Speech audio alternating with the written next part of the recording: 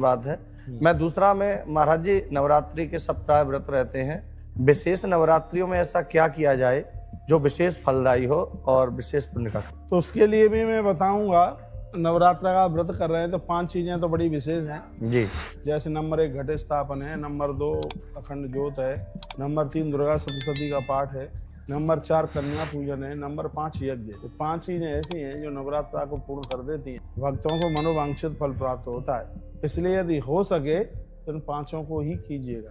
घट स्थापन कीजिए जिसमें घट में संपूर्ण देवी देवताओं का वास। आज हम कथा में भी बोल रहे थे, प्रत्येक दिन उस घड़े का ऊपर का पात्र उठा करके पानी कम मत होने दीजिए, उसमें जल भरिए, क्योंकि वर्णन है मैया जी का कलश भरा रहेगा तो तुम्हारे भंडार भरे रहे। रोजाना सुबह जब तुम अपनी जोत जलाते हो, देखते हो उसको, जली हुई जोत को संभालते हो, तो उस समय देखो उठा के पानी कम तो नहीं हो रहा है। मैं तो कहूँगा पानी कम भी ना हो तो थोड़ा सा उसमें जरूर डालिएगा। तो ये 5 चीजें हैं जो हमारे नवरात्रा के व्रत को बहुत ज्यादा विशेष बना देती जी। जैसे महाराज जी आपने घट स्थापन की बात कही, तो जैसे घट स्थापन का आपने पूर्व में भी समय बताया, मुहूर्त बताया, जो क्या घट विसर्जन का भी मुहूर्त होता है क्या? होता है। तो जरा जैसे घट का आपने स्थापन किया है जी, उसी प्रकार से यदि नवरात्रा के दूसरे दिन, देखो एक तो विदाई होती है देवताओं की और एक विसर्जन में तो नदी वगैरह में उसको सबको प्रवाहित किया जाता है। तो 9वीं के दिन तो चौकी पर हाथ ऐसे करके उसको देवताओं को विदाई कर दो जी। यदि दूसरा दिन ठीक पड़ रहा है, मंगलवार ना पड़े, दूसरे दिन गुरुवार ना पड़े, तो फिर आप मैया जी को यानी घट को आप अगले दिन 10वीं को तभी आप विसर्जित कीजिए। और हम तो हमेशा ऐसा ही करते रहे। हमने तो हमेशा व्रत भी 10वीं में ही खोला है जी। क्योंकि 9 दिन पूरे मैया जी को होने चाहिए। अब के सबसे बड़ी बात यह है कि अब के तो 10 ही दिन पड़ रहे हैं, 10 दिन है, तो आप 1 तारीख को उद्यापन विसर्जन सब कुछ कर सकते हो। तो शायद दिन भी उस दिन बढ़िया है, शायद बुधवार पड़ रहा है, तो आप बुधवार को ही ये आप सब कुछ कर लीजिएगा। और कलश का जो जल है पूरे घर में उसका प्रोक्षण करें। यदि उसमें आपने एक सिक्का डाला है उसको अपनी तिजोरी में रखें।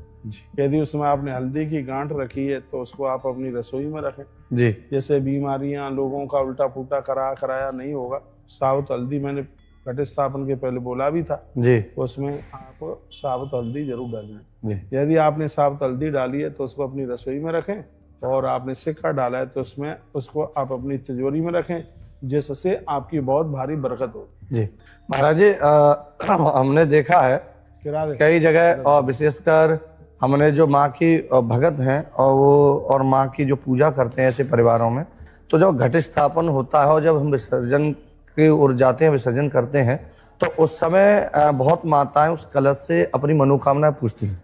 वो ऐसे हाथ लगाती हैं और जब वो जो कोई सच्चे दिल से वो बोलते हैं तो कलश अगर आपकी पॉजिटिव होगा तो घूम जाता है, अगर नेगेटिव होता तो घूमता नहीं है। क्या ये वास्तव में है, सही है? हाँ बिल्कुल है, ऐसा हमने भी सुना है। कलश बता देता है बिल्कुल, जैसे कलश ज्यादा रिसने लगे, पानी ज्यादा निकल जाए तो वो समझ लो कि वो हमारे ठीक नहीं है, पक्ष में नहीं। हमने बहुत माताओं को ये परीक्षण करते हुए देखा है और उनके मुखारबिंद से हमने सुना भी है, देखा भी है। जब वो घट को पकड़ते हैं तो जैसे ही वो कुछ बात पूछते हैं और सही होता है तो घट थोड़ा सा घूम जाता है और ऐसा बराबर होता है। तो महाराज जी ये तो नहीं है, पर सुना हमने भी है।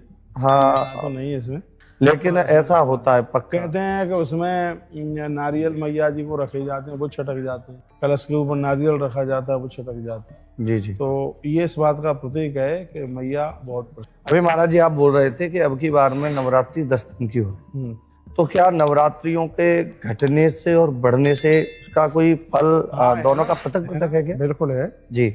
नवरात्रि पूरी है तो उसका तो फल जो मिलता है वही है, कम है जी तो उसको ज्यादा ठीक नहीं माना गया है।